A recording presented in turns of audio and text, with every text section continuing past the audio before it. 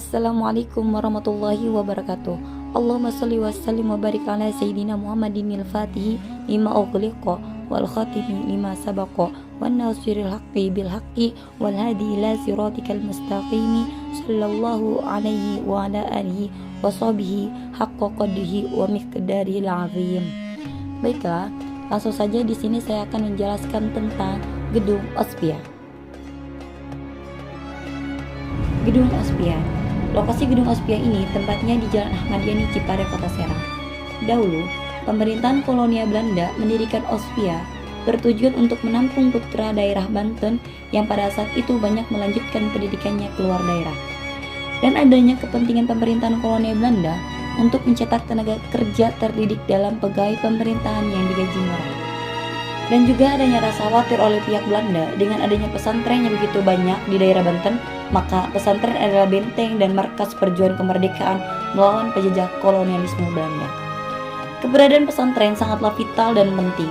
Lembaga pendidikan Islam ini sejatinya tidak hanya mengajarkan ilmu-ilmu agama, tetapi juga sebagai pusat kaderisasi perjuangan kemerdekaan. Penetapan Kota Serang sebagai lokasi Ospia dilakukan pada tanggal 5 Oktober 1908 pada surat keputusan nomor 1 Gubernur Jenderal Hindia Belanda. Sekolah Ospia secara resmi dibuka mulai pada tahun 1910.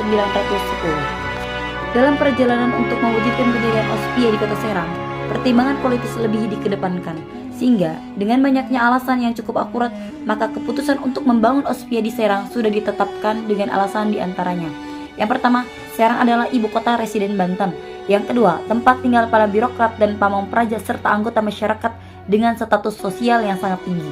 Yang ketiga, pendirian Ospia diharapkan dapat mengurangi pengaruh kiai dan ulama yang sedemikian besar tindakan kemasyarakatan Banten. Bentuk bangunan ini 4 persegi panjang. Di bagian tengah depan bangunan utama terdapat semacam portiko menjorok keluar berjumlah 3 buah dengan gerbang lengkung.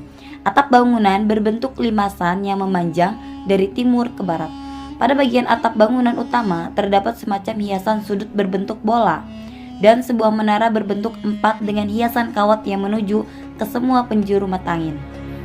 Atap bangunan ini tersusun dari konstruksi kayu. Di bagian muka bangunan utama terdapat beberapa ragam hias arsitektur, antara lain motif panil yang disusun bertumpuk, lubang angin yang diapit oleh panil yang berjumlah 9 buah, 3 buah portiko di depan bangunan utama ditopang oleh masing-masing 2 pilar. Pot serambi kedua bangunan ini. Atap menyatu dengan bangunan utama. Di bawah atap terdapat hiasan arsitektur berbentuk panil-panil bersegi 4 yang memanjang. Pada April 1925 muncul rencana penutupan Ospia. Hal ini mendapat resistensi dari masyarakat. Namun, karena keputusan pemerintahan sudah bulat dan matang, maka pada tahun 1925 seperti tertuang dalam arsip Kolonia Ospia. Kemudian, sejak pada tahun 1949, bangunan Ospia dialihfungsikan sebagai kantor Polres Serang. Aula yang masih berlantai dulu sebagai gedung serbaguna karena bangunan ini ditetapkan menjadi cagar budaya atau bangunan yang dilindungi, maka ketentuannya tidak boleh mengubah bentuk bangunan. Namun, dalam perjalanannya tetap merawat dengan mengecat ulang dan memperbaiki yang rusak. Bangunan Ospia saat ini sebagai kegiatan kepolisian, mulai dari pelayanan SKCK, SIM, dan pelayanan lainnya.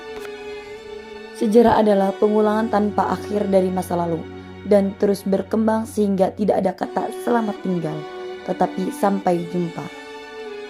Sekian dari saya. Wassalamualaikum warahmatullahi wabarakatuh.